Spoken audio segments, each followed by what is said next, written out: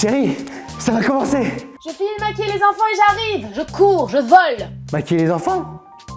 Ah oui, genre ambiance Pourim quoi. Ah c'est bien ça.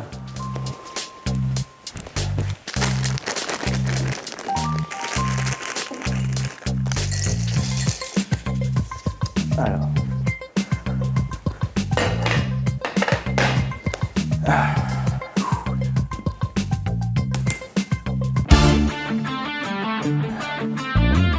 Bienvenue dans notre émission spéciale Pourim, durant laquelle on va poser des questions à nos prestigieux invités que sont le Rav Gabriel Dayan et avec le Rav Raphaël Sadine. On a choisi de leur poser des questions que vous vous posez, qui sont un peu piquantes. Ah, des questions piquantes, c'est pour nous ça, hein. Alors vous savez que Pourim est composé de nombreuses mitzvot, mais avant Pourim, on a ce qu'on appelle le Shabbat Zachor. Shabbat Zachor, c'est le Shabbat qui précède Pourim. On va lire les 3 derniers versets de la paracha Kitetsé dans laquelle Dieu nous ordonne de nous souvenir du mal que le peuple d'Amalek nous a fait. En quoi consiste véritablement la mitzvah d'effacer le nom et le souvenir du peuple d'Amalek? Pourquoi ce peuple et pas un autre? Alors, Amalek, c'est de l'archétype. Amalek, c'est comme Aman, ça, c'est... Ouh. Et donc, il vient, quelque part, il a une parenté avec Israël. Et il prend la Torah, la vérité en réalité, et il la descend vers le bas pour en faire un instrument de jouissance. Chaque fois que vous avez une manifestation de quelqu'un qui utilise la Torah contre la Torah, genre le principe thoraïque des droits de l'homme, le principe thoraïque de la vérité, de la bonté, du souci de l'autre, pour attaquer la Torah, c'est une manifestation d'Amalek. Les autres peuples, c'est la matière, c'est quelque chose de beaucoup plus gras, beaucoup plus épais. Amalek, c'est très fin. Il va utiliser la Torah contre la Torah, imiter et falsifier la vérité pour brouiller l'image de la vision de Dieu que Israël est porteur. D'où une lutte métaphysique. Aujourd'hui, on ne peut pas identifier un Amalek et le tuer, c'est interdit. Parce que personne n'a le droit de dire cet homme est un Amalek et de le tuer, absolument interdit. Donc on en est réduit aujourd'hui, puisqu'on n'a pas du tout les moyens de reconnaître un peuple qui est l'anti-Dieu par excellence. Alors la grande mitzvah de Pourim, la Kriyat Megillah, la lecture du livre d'Esther, nos sages ont fixé qu'on devait l'écouter, la lire 2 fois pendant Pourim, une le soir, une le matin ou pendant la journée. Je me fais un petit peu, Rav Dayan, le porte-parole de tous ceux qui ont du mal à se concentrer, étant donné que la Kriyat Megillah donc, oblige à ce qu'on écoute et qu'on entende chaque mot de la Megillah. Ça dure 30 minutes, c'est pas évident. Imaginons que je somnole un petit peu. Si j'ai été interrompu par un petit bruit, et même je suis pas sûr, qu'est-ce qu'on peut faire? Ah bah c'est ta question ça. Ah bah tu vas voir que j'ai raison, ouais.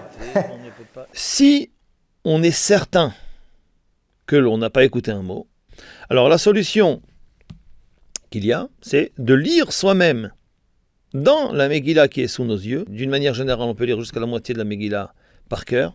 On essaye de rattraper l'officiant et ensuite on continue à écouter.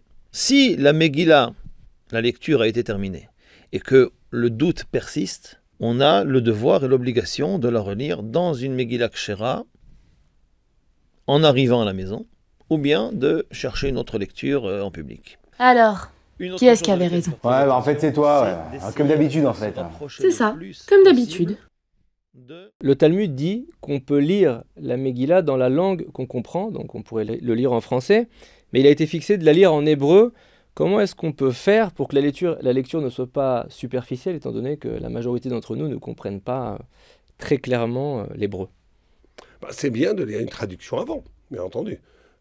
Il faut lire une traduction avant d'écouter la Megillah, pour au moins voir les trames. La langue en hébreu de la Megillah est facile à comprendre, hein, à part quelques mots incompréhensibles, mais elles sont faciles à comprendre. Pour quelqu'un qui ne parle pas du tout l'hébreu, alors il faudrait qu'effectivement il lise une traduction avant d'accomplir la mitzvah. La langue hébraïque, même si on ne la comprend pas, passe dans la neshama, passe dans l'âme. Pour la prière, c'est évident. Les mots habitent l'âme juive. En vérité, la lecture de la Megillah n'est pas l'imout Torah. Ce n'est pas d'étudier la Torah. Si ce serait étudier la Torah, on comprend rien, on n'étudie pas vraiment la Torah. Donc, c'est pas jusqu'au point que le Gaon de Vilna pose la question, comment se fait-il qu'il y a écrit que Vatlim, Talmud Torah, l'Ikrat Megillah? On annule l'étude de la Torah pour aller... Écouter. Tu vas écouter, c'est de la Torah. Non, t'annules, c'est pas de l'étude. Le but, c'est Pirsouvé Nissa. Le but, c'est de dévoiler le Nes, le miracle. Et c'est, d'après le Talmud, dans la Gemara Shabbat Daf Pechet, dans 88, c'est un des plus grands miracles. Et c'est non seulement un miracle, mais c'est le miracle qui a ramené le peuple juif à la joie, à l'acceptation de la Torah. Bon alors, tu viens? Je me dépêche, mais il reste encore quelques Mishloach Manot à préparer. Bah dommage, hein, tu rates, hein, parce que là c'est super intéressant. Hein. Bah, tu me raconteras. Aujourd'hui, on sait que l'outil Zoom, par exemple, la vidéoconférence par Internet est très démocratisée. Est-ce qu'on peut se rendre quitte? On peut écouter, mais on n'est pas acquitté de la mitzvah. Donc il faut se déplacer, parce qu'en fait, lorsqu'on écoute par le biais du micro, on n'entend pas. Alors Sadine, comment concilier le fait que, d'un côté, pour faire vivre pédagogiquement Purim à nos enfants, on doit les amener à la synagogue, leur faire écouter la Megillah, et d'un autre côté, on doit faire très attention à ne pas manquer un seul mot du livre d'Esther. Comment concilier les deux? Vous avez entièrement raison de poser cette question. Le Mishnah Berurah apporte. Et si les enfants sont vraiment trop turbulents et qu'ils vont faire du bruit, ils vont gêner les autres, il ne faut pas les amener. Il faut leur faire une prière à Megillah pour eux. D'accord, mais un enfant par nature, il est incontrôlable. Non, ça dépend de l'âge. Le Mishnah Berurah lui-même, il donne des âges. Il y a des enfants sages, des enfants moins sages, ça existe. Mais en tous les cas, si on n'a pas le droit de faire l'éducation de ses enfants sur le dos des autres, au contraire, on perd la mitzvah et on ramène une avéra. Donc, il est absolument indispensable que les parents soient responsables de leur enfant pour qu'ils ne gênent personne pour écouter la Megillah. Chaque parent connaît ses enfants. Chaque parent connaît ses enfants. Et par contre, pendant qu'on dit le nom Aman et qu'on frappe, qui s'amuse pendant 30 secondes, qui frappe par terre, crie. En fait, il y en a même qui amènent des instruments qui font du bruit. Pas de problème. Mais pendant la Kriyat Megillah, il faut qu'il y ait un silence total. Si on sait qu'on n'est pas capable de le faire, et si on voit que la majorité ou une minorité même d'enfants dans la communauté, dans la Kehila, n'est pas capable de le faire, aux responsables de communauté d'organiser une Megillah pour les enfants. Ça, c'est très pédagogique, c'est magnifique, avec des bonbons, des gâteaux, une fête, et on laisse les adultes écouter tranquillement la Megillah. Si on est capable, c'est sûr que c'est mieux que les enfants soient avec les adultes d'un point de vue pédagogique, de chinour. Et si on peut le faire avec les conditions requises pour que la halakha soit respectée, bien entendu, c'est le mieux. Alors d'ailleurs, on sait que l'honneur d'Hachem est plus grand lorsqu'on s'attroupe, on s'assemble. Il y a de plus en plus de monde à la synagogue pour écouter la Megillah. C'est plus joyeux, c'est plus prenant. D'un autre côté, on peut entendre du bruit, ne peut-être pas être acquitté de la Megillah. Est-ce qu'il vaut mieux peut-être pas le faire à la maison? S'il y a le moindre risque que l'on manque un mot, alors cette mitzvah qui en fait, c'est une mitzvah, mais c'est un hidour mitzvah. C'est une façon d'embellir la mitzvah. On doit d'abord faire la mitzvah et ensuite penser à l'embellir. Donc s'il y a le moindre doute que l'on puisse manquer un mot, eh bien, il n'y a plus aucune obligation de se rassembler dans une synagogue où il y a 100, 200, 300, 400 personnes. On n'écoute pas. D'ailleurs, c'est ce que je dis généralement aux femmes qui appellent par le biais du service téléphonique. Je leur dis de ne pas aller à la synagogue pour écouter la lecture de la Megillah. Parce que dans la majeure partie des cas, ça dépend de l'agencement de la synagogue, mais dans la majeure partie des cas, une femme, là où elle se trouve, c'est compliqué. C'est très difficile d'écouter correctement le chazan, donc il vaut mieux qu'elle écoute chez elle, tranquillement à la maison, ou bien d'écouter dans un minyan organisé spécialement pour les femmes. Le lendemain, on a la mitzvah de Matanot Lavionim, de faire un don d'argent à 2 personnes nécessiteuses différentes. Alors Sadine, est-ce que moi et ma femme, est-ce qu'on peut donner aux mêmes nécessiteux, ou finalement... Oui, aucun problème. Vous pouvez donner, vous, à nécessité X et votre femme aux mêmes nécessités, puisque les deux ont la mitzvah. Votre femme a la mitzvah de donner aussi Matanot Lavionim, mais on peut choisir du moment que, à moins que votre premier, comme je vous connais, Rabbi Binyamin, votre don va être tellement important qu'il va le transformer en riche. Donc, votre femme ne pourra plus lui donner, parce qu'il ne sera plus un pauvre. Du moment que le premier don n'a pas transformé le pauvre en riche, alors votre femme ou quelqu'un d'autre pourra toujours encore lui redonner de l'argent et il sera acquitté. Alors, on connaît aussi la mitzvah de Mishloach Manot, pour rapprocher les cœurs, fédérer un petit peu l'unité dans le peuple d'Israël. Et on a l'obligation d'offrir au moins 2 aliments comestibles différents, 2 aliments différents, à une personne. Bien sûr, la coutume est d'en offrir bien plus, à plus de personnes, surtout des personnes avec qui on est en froid, afin de prouver à Aman, le mécréant, qui a dit « Yeshno Amechad Mefuzar Umforad Mikol Ha'amim », qu'il y a un peuple très divisé, le peuple juif, qui est disséminé dans le nôtre qu'il avait tort. Alors Rav Sadin, cette mitzvah, elle a notamment donc, le rôle de rapprocher les cœurs. Pourtant, de nos jours, est-ce qu'elle ne ferait pas l'effet inverse, puisqu'elle engendre pas mal de vexations. J'arrive chez moi, ma femme me dit on a reçu 3 Mishloach Manot. Ça, c'est celui de Cohen, ça, c'est celui de Lévi, ça, c'est celui de l'Israël. Donc les 3 sont pour moi. Le premier, il est joli. Le deuxième, il est beaucoup moins joli. Le troisième, il est ridicule. Je sais où il l'a acheté. Il l'a acheté là où... dans le magasin qui fait les mêmes pour tout le monde. Et il l'a reçu de mon voisin. Oui, il l'a reçu d'un autre. Il me l'a envoyé. Il a collé mon nom sur un précédent nom. Ah bah mince alors, mais comment il sait que je fais ça, moi? Non. Bref, j'ai l'habitude de recevoir des Mishloach Manot un petit peu plus prestigieux. Je reçois des moins prestigieux. Ou l'inverse, où moi je lui ai donné un beau, lui m'a redonné un moins beau. Est-ce que finalement, on risque pas de perdre l'objectif? Oui, c'est un risque. Mais alors, il faut dire 3 choses aussi très rapidement. D'abord, en rebondissant sur ce que disait Rav Dayan, il faut mettre plus d'argent, enfin, si on a, pour les pauvres que pour les amis. Ah, la mitzvah de donner de l'argent à la zakat est plus grande que la Même pour les Mishloach Manot. Même pour les Mishloach Manot. Même pour le jour de Purim. Donc, et aussi, certains disent que, alors la halakha, bien entendu, c'est un repas, mais certains disent que l'argent que tu as mis pour ton repas, donne-le aux pauvres. Tu as dépensé 2000 shekels, c'est pas une obligation, mais c'est bien. Beaucoup de rabbanim agissent comme ça. Je mets 2000 shekels, 500 € pour mon grand repas de Purim, et ben je vais donner 500 € de tzedaka. Et si c'est trop, eh ben je fais 300 € pour mon repas de Purim et 300 pour les pauvres. Il faut bien penser que la plus grande mitzvah, c'est de donner aux pauvres. Maintenant, les amis, c'est très important, comme vous dites, pour rapprocher les cœurs, pour cette unité du peuple d'Israël. Et on va voir qu'il y a aussi d'autres pans. Mais attention, il faut savoir que la mitzvah, c'est un seul Mishloach Manot. Oui. Donc, ceux qui sont en plus, c'est pas grave. C'est pas grave. Mais on est obligé de donner qu'à une seule personne 2 cadeaux. Maintenant, il faut que ça soit comestible, comme vous l'avez dit, et il faut aussi que, et là, on n'est très souvent pas acquitté, par contre, que les poskim, le Mishnah Berurah et d'autres disent que le don doit être proportionnel au kavod, c'est-à-dire à la dignité de la personne qui la reçoit et qui l'envoie.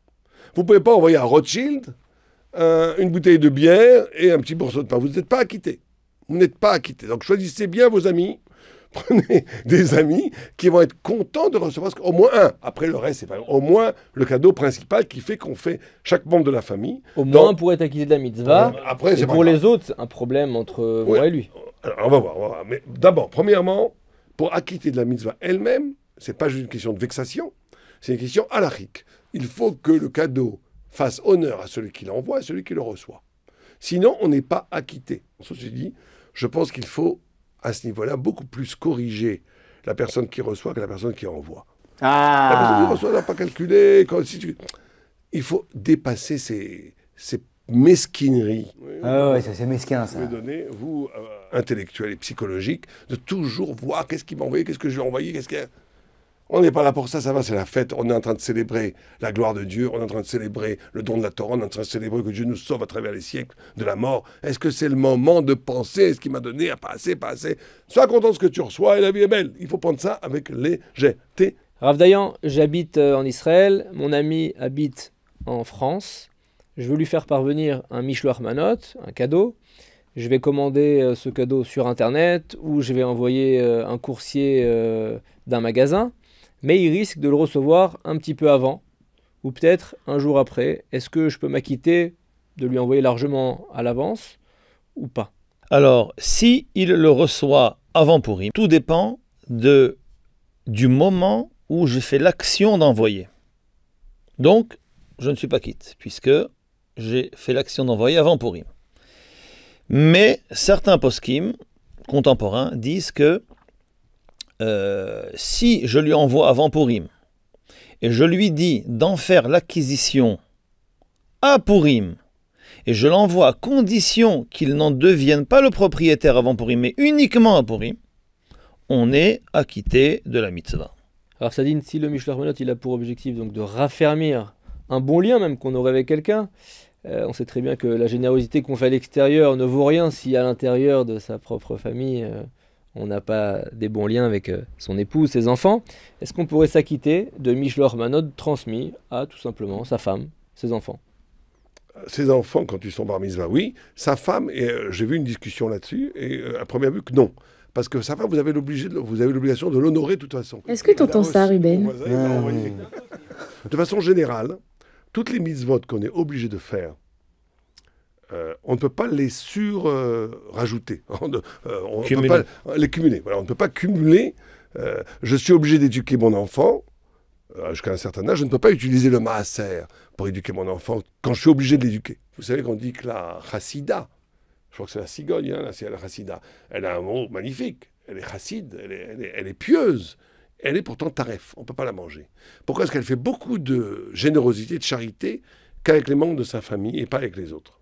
Et ça la rend taref. L'idée de Purim, c'est justement il faut faire très attention de ne pas faire du népotisme, n'est-ce pas, de favoriser toujours ses membres de la famille, même en faisant des mitzvahs de charité, il faut le faire bien entendu, mais la charité, elle doit être universelle. Et donc à Purim, qui est le jour du don de la Torah, le jour de la réconciliation du peuple d'Israël, le jour du fait qu'on est tous une grande famille, de favoriser sa femme et ses enfants dans les corbanotes, ce n'est pas une bonne idée. Alors, dernière mitzvah, le michté, le festin. On a donc l'obligation d'organiser un repas copieux. En général, il y a de la musique, on est déguisé, on boit un petit peu, n'est-ce pas? Ah, beaucoup. Beaucoup. Il a dit beaucoup. Alors, Rav Dayan, quels sont les critères essentiels pour s'acquitter de la mitzvah du michté, du festin? Est-ce qu'il faudrait manger des mets particuliers pour ça? A priori, on fait motzi et on mange de la viande, que ce soit de la viande rouge ou du poulet, suivant ce que l'on préférera. Si on ne peut pas, pour une raison ou une autre, on ne peut pas, alors on se suffira de mésonotes avec des accompagnements. Et bien entendu, même si ça on ne veut pas, pour une raison ou une autre, alors on se suffira de viande, poisson, légumes, sans mésonotes ni motzi. Mais la mitzvah de boire à Purim, c'est pendant le repas. Alors chacun, suivant ce qu'il a choisi de faire comme repas. Merci de nous avoir suivis et restez avec nous pour la prochaine rubrique. Quoi, c'est déjà fini? Non, il y a un truc sympa là avec toute l'équipe Torah Box, ils vont nous dire c'est quoi leur Purim idéal. Ah, pour moi le Purim idéal c'est un grand Farmergen. Moi, mon Purim idéal, c'est de me réjouir en réjouissant les autres, en allant voir toute la famille, en allant voir tout le monde, en leur amenant des Mishloach Manot et en les réjouissant et en me réjouissant avec eux. Et vous, c'est quoi votre Purim idéal? C'est la question que je vais poser à toute l'équipe de Torah Box. Un Purim idéal pour moi, c'est un Purim où toute la famille s'amuse, pas seulement les grands sur les dos des petits. Et un Purim où on a l'occasion, en ayant bu un petit peu, de se lâcher et de pouvoir échanger, de dire des choses qu'on a sur le cœur d'une manière agréable, de manière à pouvoir se réconcilier avec toutes les personnes qui nous entourent. Le Purim idéal pour moi, c'est quand ça tombe un vendredi, ça évite les abus. Un Purim pour moi, c'est une bonne bouteille d'arak et c'est profiter sur le dos de tout le monde de s'amuser. Pour moi, un Purim, c'est tous autour de la table, avec des grillades, un beau soleil et surtout, ce que j'apprécie beaucoup, c'est un bon chardonnay. Le Purim idéal pour moi, c'est de pouvoir profiter avec les enfants. Donc j'aimerais que Purim soit plus long pour profiter d'eux et de distribuer les Mishloach Manot Benachat sans avoir besoin de courir directement vers moi. Alors moi c'est les enfants, spécial déguisement, maquillage et caramel, bonbons et chocolat. Moi c'est bien manger et rigoler, danser et faire la fête. Pour moi c'est quelques amis, une bonne bouteille, pas trop bourré, et juste ce qu'il faut pour ressentir l'amour que Kadosh Baruch Hu a pour nous quand on est dans cet état. Pour moi c'est la Megillah au kotel, un bon michté en famille et bien sûr une très très belle bouteille de vin. Et pour toi le caméraman, c'est quoi ton Purim idéal? Alors pour moi le Purim idéal c'est recevoir Kimu Majikiblu comme c'est marqué dans la Megillah, recevoir la Torah, qu'on ait connu des échecs, qu'on ait connu des difficultés dans la vie, des mauvaises expériences, qu'on puisse redémarrer avec amour et recevoir la Torah. Purim Sameach. Hey, c'est pas fini, il y a encore une autre rubrique avec tous les rabbinim de Torah Box.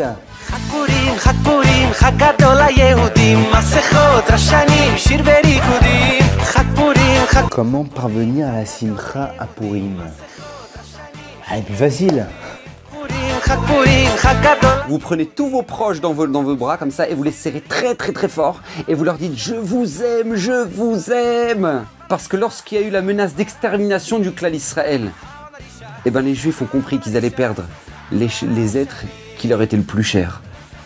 Et lorsque maintenant tout s'est inversé, eh bien ils ont compris la chance d'avoir une nouvelle vie avec les êtres qui leur sont le plus chers. On ne peut pas parvenir à la Simra, Purim. C'est pas quelque chose de magique. L'état du juif, c'est un état de Simra. Parce que la Simra, c'est lié à la Emouna. La Emouna, c'est croire en Hachem. Mais pas simplement croire en Hachem, c'est croire Hachem. Hachem, je te crois. Et qu'est-ce que Hachem nous dit? Hachem nous dit, tout ce que je fais, c'est pour votre bien. Yom Kippourim, tout simplement en étant Bessimcha dès la sortie de Purim. Et de la même manière que Rav Israël Sainter disait qu'on se prépare à Yom Kippour dès la sortie de Yom Kippour, c'est la même chose pour la Simcha. La Simcha, c'est dès la sortie de Purim pour toute l'année. Prendre du recul, ne pas croire que nous on dirige tout le monde, on fait ce qu'on peut, on étudie la Torah, on fait les mitzvot et c'est la plus grande Simcha. Ben c'est très simple, on va ouvrir une belle bouteille ou deux belles bouteilles ou trois belles bouteilles. On est nos limites, mais attention, on doit être saoul, mais surtout pas saoul, c'est-à-dire on doit boire, mais pas trop, et on va laisser notre cœur s'exprimer au maximum, puisque c'est dans notre cœur que réside la Shrina, c'est dans notre cœur qu'on va ressentir la présence d'Hachem. On est obligé d'abord, premièrement, de casser le sérel, enlever le sérel. Comment on enlève le sérel? En buvant, en ayant un bon repas, en ayant un bon moment, en ouvrant le cœur. Alors on peut se rapprocher d'Hachem et ressentir la proximité d'Hachem et être Bessimcha. Quel aspect de Purim vous parle le plus? Les déguisements. Ah, l'Arak. La mitzvah de Mishloach Manot, c'est mon petit bijou. Je me rappelle encore une vieille personne qui était à la maison, qui n'est pas venue. Je lui ai dit, je vous ai amené Mishloach Manot. Je lui ai dit au nom de toute la communauté. C'était pas vrai, c'était le mien. Et je me rappelle encore, il m'a dit, mais pourquoi ai-je été sélectionné? C'est les déguisements. Parce que je trouve ça tellement extraordinaire d'avoir une personne que tu connais si bien, qui est déguisée et que tu ne reconnais pas. Parce que justement elle est déguisée. Pour que tu puisses vivre pendant cette fête de Purim, qu'Akadosh Baruch Hu est avec toi durant toute l'année. Mais c'est juste que tu ne le reconnais pas à travers les événements, ce qui t'arrive, les difficultés, les épreuves. Mais c'est lui qui est derrière tout ça. Il est juste déguisé. Le retournement est imprévu. Venez à fort haut. D'un seul coup, tout se retourne. Et de manière totalement imprévisible et complètement imprévue. C'est le fondement de la Emouna du juif. C'est-à-dire que dans les situations les plus bloquées, d'un seul coup, tout peut se retourner. Lire la Megillah. Amir, 3000 personnes, tout le monde qui applaudit, chante ensemble, racontez le miracle tous les ans. Les déguisements. Je reçois un rappel annuel que le paraître ne reflète pas l'être. L'événement historique extérieur, il paraît être mal, mauvais, mais en fait il est bon puisqu'Hachem se cache derrière. Et c'est la première fois qu'on va vivre un miracle dans le cadre du commun, c'est-à-dire que c'est la première fois qu'on va prendre conscience qu'Hachem est présent même quand on ne le voit pas. Donc c'est le sens profond de la mitzvah de se saouler et c'est le sens profond de toutes les autres mitzvot, ressentir Hachem même dans le cadre du naturel. Il y a une mitzvah exceptionnelle qu'on appelle Matatot la Evionim. Chacun qui tend sa main, je lui donne. Quand on donne, on inverse. Tout ce qu'on a reçu, tout ce qu'on a pris, tout ce qu'on a rentré, qu'on était un preneur, on devient un donneur. Comment ressortir de cette fête avec un bagage pour l'année? Un bagage. Bon, allez, Chaim, allez.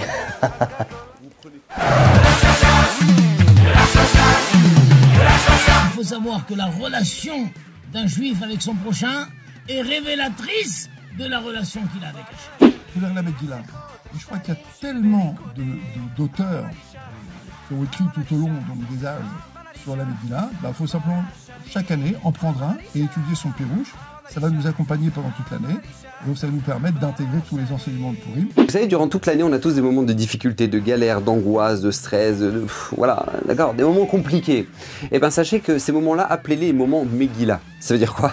Et bien ça veut dire que tout comme dans la Megillah, et ben Akadosh Baruch Hu a priori n'apparaît pas. Il n'y a pas une seule fois le nom d'Hachem, alors que c'est lui qui a tout orchestré du début jusqu'à la fin.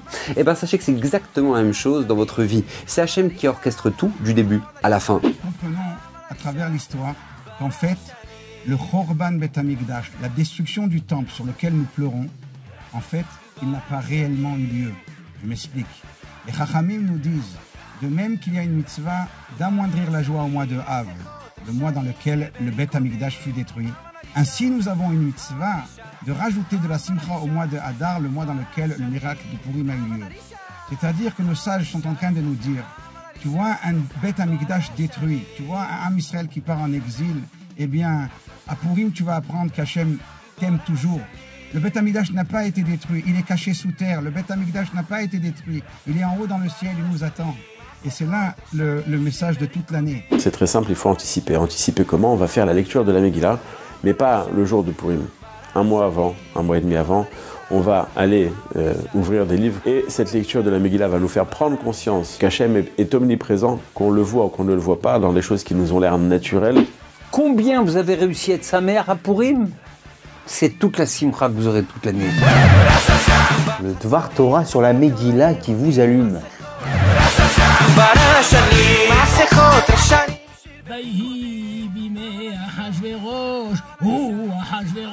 Qu'est-ce que c'est que ce Ahashverosh?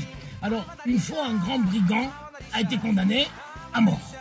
Avant de le tuer, le juge lui a dit « Comment vous vous appelez ?» Il dit « Je m'appelle Alexandre ». C'est à l'époque d'Alexandre le Grand. Ils ont dit « Oh, libérez-le, libérez-le !» Qu'on ne dise pas qu'on a tué Alexandre. Alors Ahashverosh aussi, il s'est dit « Moi, je veux que des brigands qui méritent la mort soient condamnés. C'est pourquoi j'institue qu'aucun enfant ne peut s'appeler Ahashverosh. » Parce que Zeresh, la femme de Haman, dit à son mari, à Haman, « Im Mordechai misera Yehudim » s'il fait partie de la descendance des Juifs. Mais il est juif, c'est justement pour ça qu'on a voulu le tuer et tuer tout son peuple. Qu'est-ce que ça signifie? Et en fait, l'explication est la suivante. S'ils bénéficient de cette bénédiction dont bénéficient les Juifs, et lorsqu'ils sont devant la mer Rouge, situation complètement bloquée, face à la potence, ils vont mourir, face à la mort, font teshuva et prient Hachem, et bénéficient de cette bénédiction que Dieu donne à son peuple à chaque fois qu'il est dans une situation désespérée, c'est toi qui parles. On est allumé toute l'année, Baruch Hachem. Ah bah ça c'est comme nous ça.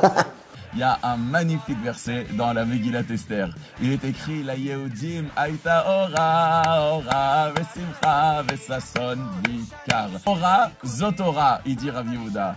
La lumière, ça signifie la Torah. Simcha, c'est Yom Tov. Sason, c'est la Mila.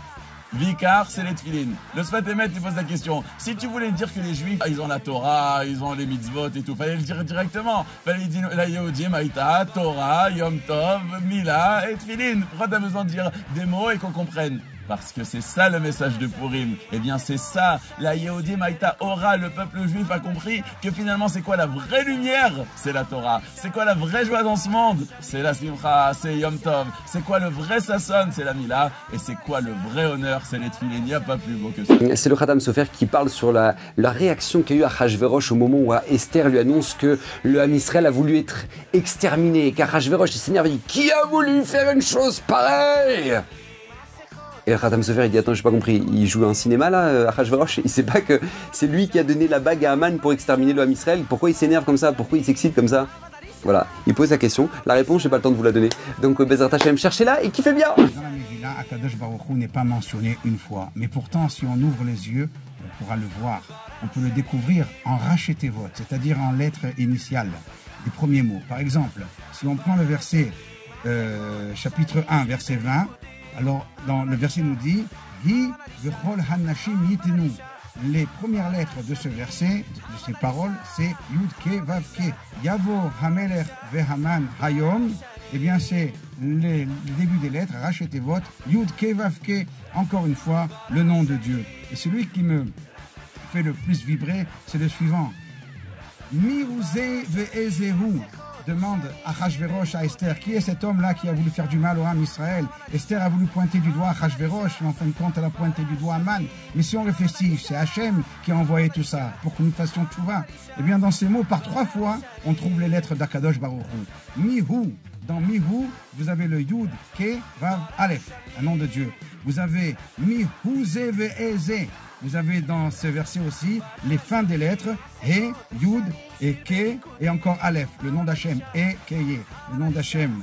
Vous avez aussi encore une troisième fois Ze et Zehu, encore une fois les mêmes lettres d'Hachem. Hachem est là dans la Megillah. Il faut juste ouvrir les yeux pour le voir. Il est marqué dans Masechet Megillah que Esther a perdu la prophétie, le contact avec Hachem quand elle a appelé Achashverosh intérieurement. Elle a appelé Kélev, un chien, jusqu'à qu'elle le nomme Arié, un lion. On se pose la question, en vérité, Esther avait raison. Hein. C'est pas un homme qui se conduit d'une manière très respectable. Le fait de forcer n'importe quelle femme à venir se marier avec lui, on pourrait tranquillement l'appeler un chien. Pourquoi est-ce que Hachem est en train de se préoccuper du ressenti qu'Esther a envers Achashverosh? Est-ce que c'est un chien ou un lion? C'est un chien. Réponse: quand on rencontre un chien dans la rue et qu'il est enragé, on peut encore se sauver, on peut encore jeter une pierre ou un bâton, s'éloigner de lui. On a une solution, on est capable de se protéger. Quand on rencontre un lion, là, il n'y a plus rien à faire. Quand Esther dit que Achashverosh est un chien, ça veut dire qu'elle pense qu'elle est capable. Ah tu es capable. Hachem te dit vas-y, débrouille-toi. Mais quand elle l'appelle un lion, c'est-à-dire qu'elle est incapable, donc tu es dépendant de moi, lui dit Hachem, tu es dépendant de moi. C'est Hachem qui vient et qui lui dit c'est moi qui vais s'en occuper. Et c'est toujours la meilleure solution qu'Hachem gère tous nos problèmes. Les Béné Israël, ils pouvaient plus faire la Torah. Ils ont vu qu'ils n'étaient pas capables. Mordechai leur a dit n'allez pas au festin, ils ont été au festin. Bémet, quand Aman il est sorti, et quand Esther leur a dit faites un jeûne de 3 jours, ils ont fait le jeûne. Mais ils n'y croyaient pas vraiment. Avec tout ce qu'on a fait, c'est pas possible. Et Bémet, quand Akadosh Baruch Hu, malgré tout ce qu'ils ont fait, il les a sauvés. Il a fait ce miracle de Purim, Benafrochou. Alors là, ils ont vu que le rapport d'amour entre le clan d'Israël et Akadosh Baruch Hu, c'est pas ce qu'ils croyaient. Le lien d'Hachem avec son peuple, il va le sauver même quand ils ont été tellement loin.